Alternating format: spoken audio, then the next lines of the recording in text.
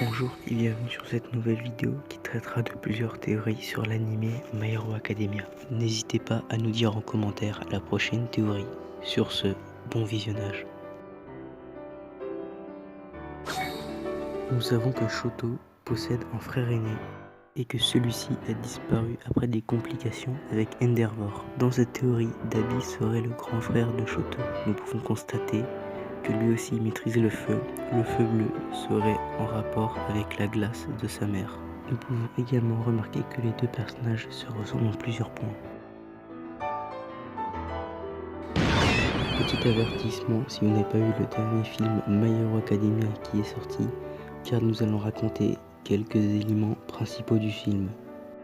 Dans le dernier film My Hero Academia, nous pouvons constater que Bakugo obtient le One for All.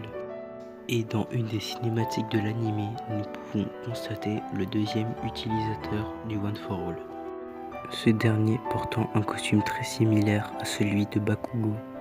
Dans cette théorie, Bakugo serait donc le deuxième utilisateur du One for All.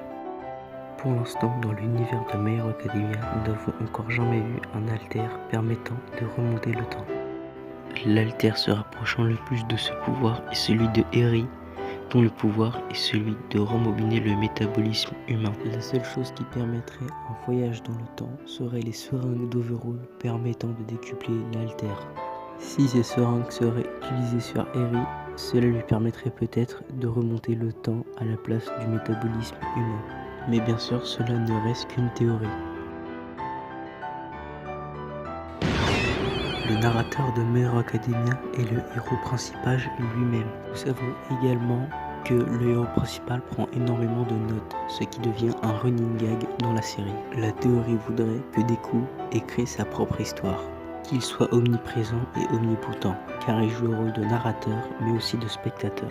Bien sûr, pour appuyer mes propos, je vais vous montrer quelques extraits. Et bien sûr, pour ceux qui n'auraient pas encore vu My Hero Academia, l'épisode 1 sera en description.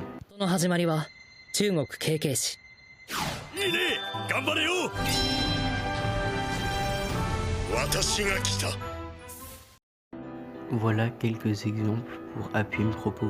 Bien sûr, cela ne reste qu'une théorie.